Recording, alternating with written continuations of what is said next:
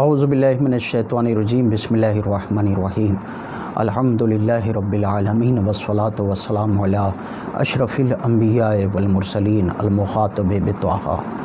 و یاسین حبیب قلوبنا و طبیب نفوسنا مولانا بالقاسم محمد وآلہ الطیبین الطاہرین المعصومین المظلومین ولعنۃ الدائمۃ علی اعدائہم اجمعین اما بعد فقد قال امیر المؤمنین علی بن ابی طالب علیہ السلام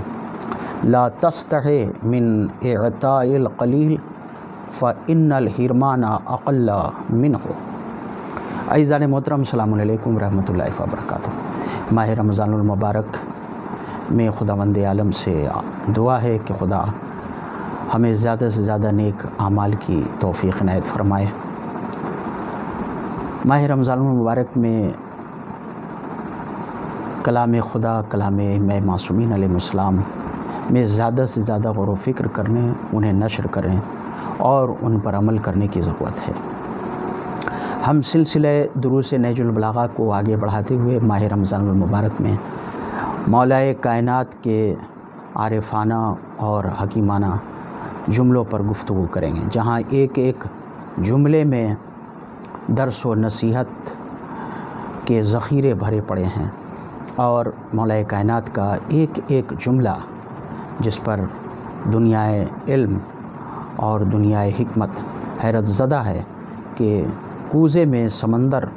کو سمو کر کے کس طرح مولائے کائنات نے عالم انسانیت کے سامنے پیش کیا ہے۔ مولا ارشاد فرماتے ہیں کہ تھوڑا عطا کرنے میں تم شرم محسوس مت کرو، کیونکہ کسی کو محروم کر دینا، کسی کو بالکل ہی نہ دینا، یہ تو کمتر بات ہے۔ یعنی کسی کو محروم کر دینے سے کہیں بہتر یہ بات ہے کہ انسان کسی کو عطا کرے، چاہے وہ مختصر ہی کیوں نہ ہو۔ دیکھنے میں آیا ہے انسانی زندگی میں کہ بہت ساری جگہوں پر انسان یہ سوچتا ہے کہ ارے یہ ہم تھوڑی سی چیز کسی کو کیا عطا کریں۔ مثلاً کوئی سامان ہے، اس کو سوچتا ہے کہ ہم کسی محروم کو کیا دیں، یا مثلاً کوئی مدد ہے رقم سے، تو بھی یہ سوچتا ہے بعض اوقات بعض جگہوں پر کہ ہم یہ چھوٹی سی رقم کسی کو کیا دیں۔ عزیزان محترم، یہ ہم کو غور کرنا چاہیے کہ اگر آپ چھوٹی سی بھی چیز سے کسی کی مدد کر رہے ہیں تو البتہ اس چیز کا فائدہ تو اپنی جگہ پر ہوگا۔ بہت ساری جگہوں پر چھوٹی چھوٹی چیزیں بھی کام آیا کرتی ہیں، قطرہ قطرہ کر کے تالاب بنتا ہے، مثل مشہور ہے۔ اسی طرح اگر ہم نے کوئی مختصر سی رقم کسی نیک کام میں دی، اسی طرح کسی دوسرے نے بھی مختصر سی رقم کسی نیک کام میں دی، اور تو یہ تھوڑی تھوڑی رقم کر کے ایک کثیر رقم ہو جاتی ہے۔ تو ایک تو فائدہ یہ ہوگا کہ ہم تھوڑی رقم بھی کسی کو دے رہے ہیں تو بہرحال اس سے وہ فائدہ اٹھائے گا اور وہ رقم کارآمد ہوگی۔ دوسرے یہ کہ اگر ہم چھوٹی بھی رقم کسی کو نہیں دے رہے ہیں جو ہمیں میسر ہے، اگر وہ رقم بھی ہم نہیں دے رہے ہیں تو اس طرح تو ہم نے اس کو محروم کر دیا اور اس کو کچھ بھی نہیں دیا۔ تو کچھ نہ دینے سے اس کو ضرب لگے گی، اس کو دھکا لگے گا، بجائے اس کے کہ ہم تھوڑی ہی چیز اگر ہم کو میسر ہو تو ہم اس سے اس کی مدد کریں۔ ایک حدیث میں پیغمبر اسلام حضرت محمد مصطفیٰ صلی اللہ علیہ وآلہ وسلم ارشاد فرماتے ہیں کہ خداوند عالم ہر نیک کام کو صدقہ شمار کرتا ہے، اور سرکار ارشاد فرما رہے ہیں، سرکار رسول خدا، کہ تم صدقہ ترک نہ کرو، یعنی نیکی کرنا ترک نہ کرو، چاہے ایک دانے خرما سے ہی تم نیکی کیوں نہ کرو۔ اور پھر آگے ارشاد فرما رہے ہیں کہ تم خود کو نار جہنم سے دور کرو، اپنے آپ کو جہنم کی آگ سے بچاؤ، چاہے ایک دانے خرما کے ذریعے ہی کیوں نہ ہو۔ یعنی اس کا مطلب یہ ہے کہ اگر ہم کہیں ایک دانے خرما سے یا اس سے بھی کم سے، اس کا مطلب یہ ہے، ایک دانہ خرما مثال دی ہے کہ مطلب یہ کہ جو بھی میسر ہو ہمیں، 1 روپیہ ہی کیوں نہ ہو جسے کہیں، اس سے بھی ہم اپنے آپ کو نیکی سے محروم نہ رکھیں. اور 1 روپیہ بھی کہیں کہیں ہمارے لیے آتش جہنم کو سرد کر دیتا ہے، ہم کو آتش جہنم سے دور کر دیتا ہے. خداوند عالم کو کہیں ہو سکتا ہے کہ ہمیں 1 روپے کی نیکی اتنی پسند آئے کہ خداوند عالم ہمارے گناہوں کو معاف کر دے.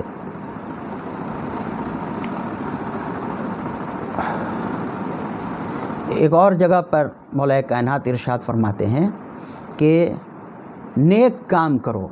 اور کسی بھی نیک کام کو حقیر مت شمار کرو، چاہے وہ مقدار میں کم ہی کیوں نہ ہو. کسی نیک کام کو تم حقیر مت شمار کرو. عزیزان محترم، سرکار رسالت مآب ارشاد فرماتے ہیں کہ جب کوئی انسان کوئی نیکی کرتا ہے تو خداوند عالم اس کی نیکی کی حفاظت کرتا ہے اور اس کی پرورش کرتا ہے، یہاں تک کہ روز محشر جب خداوند عالم اس نیکی کو اس کے سامنے پیش کرے گا تو وہ حیرت میں پڑ جائے گا کہ ارے اتنی بڑی نیکی، یہ نیکی تو ہم نے کی ہی نہیں تھی. تو خداوند عالم اسے یہ جواب دے گا، ایک آواز آئے گی کہ یہ وہی نیکی ہے جو تم نے فلاں موقع پر فلاں منزل پر انجام دی تھی. تو ہم جو نیکی کرتے ہیں وہ مقدار میں چاہے ہم کو وہ کم لگے، چاہے وہ رقم کم لگے، لیکن خداوند عالم اس کی رسید ہمیں روز محشر اس نیک عمل کے اضافے کے طور پر ہمارے سامنے پیش کرے. بہت سارے لوگ رسید کے چکر میں پڑ جاتے ہیں کہ اگر ہم یہ نیک کام کریں گے تو رسید نہیں بنے گی، رسید نہیں دی جائے گی. یا اسی طرح رسید دینے والوں کو بھی یہ نہیں سوچنا چاہیے کہ کوئی معمولی رقم دے تو ہم اس کو رسید نہ دیں، کیونکہ بہرحال نیکی کرنے والا نیکی کی نیت سے کر رہا ہے. رقم کا کم ہونا اہم نہیں ہے، خلوص میں کمی نہیں ہونی چاہیے. اگر خلوص ہے تو کوئی رقم کم نہیں ہے. رسید دینے والوں کو بھی یہ خیال رکھنا چاہیے کہ چاہے کوئی کم رقم دے یا اچھی رقم دے، ہمیں سب کا احترام کرنا چاہیے. اور خود نیکی کرنے والوں کو جو رقم نکال رہے ہیں ان کو یہ چاہیے کہ کبھی رسید کے چکر میں نہ پڑیں. ان کے اس عمل کی رسید روز محشر خداوند عالم دے گا کئی گنا نیکی کی شکل میں. یہاں پر ہم آخر میں عرض کرنا چاہیں گے سورہ توبہ کی آیت نمبر 79 کہ جہاں پر ہم یہ دیکھتے ہیں کہ جنگ تبوک کے موقع پر یہ آیت کریمہ کب نازل ہوئی، اس سلسلے میں آپ کی خدمت میں عرض کر رہے ہیں. سورہ توبہ کی آیت نمبر 79 کہ جنگ تبوک کے موقع پر پیغمبر اسلام نے مسلمانوں کو یہ حکم دیا کہ جو سپاہی اسلام کے لڑنے کے لیے جاتے ہیں ان کے لیے غذا جمع کی جائے. تو لوگ جس سے جتنا ممکن تھا وہ مسجد میں اپنی طرف سے غذائیں لے کر کے آنے لگے. دیکھیے اس سے ہم کو افطار کے انتظام کا بھی سبق ملتا ہے. بہت ساری جگہوں پہ یہ ہوتا ہے کہ ایک آدمی ہر روز افطار کا انتظام نہیں کر پا رہا ہے. لوگ انتظار میں رہتے ہیں کہ 30 دن ایک مومن ایک روز کا افطار اپنے ذمے لے لے اور وہ مسجد میں یا مومنین کے لیے افطار کا انتظام کرے. بہت سارے لوگ آگے نہیں بڑھتے ہیں کہ اتنی مہنگائی ہے کہاں سے انتظام کریں، اچھا خاصا خرچہ آ جائے گا. تو اچھا خاصا خرچہ آ جائے گا یہ سوچ کر کے بالکل ہی سے افطار کا انتظام نہ کرنا اور اس کے ثواب سے محروم ہو جانا یہ اچھی بات نہیں ہے. اس طرح بھی انتظام ہو سکتا ہے کہ جتنے لوگوں سے ممکن ہو وہ اپنا افطار لے کر کے آئیں اور لوگوں کو دعوت دیں کہ آئیں آپ ہمارے ساتھ افطار کریں. اور ایک آدمی کے ساتھ اگر 4-5 آدمی افطار کر لیتے ہیں تو پھر جو بقیہ افراد اپنا افطار لے کر کے آتے ہیں ان کے ساتھ بہت سارے لوگ افطار کر سکتے ہیں. اس طرح ایک الگ سے بجٹ بنانے کی بھی ضرورت نہیں ہوگی اور راہ حل بھی نکل آئے گا کہ ہر آدمی مسجد سے افطار کر کے رخصت ہوگا اور جو افطار کرانے والے ہیں وہ شریک ثواب بھی ہو جائیں گے اور اس کا اتنا ثواب ہے کہ جس کا عام طور سے انسان تصور بھی نہیں کر سکتا ہے۔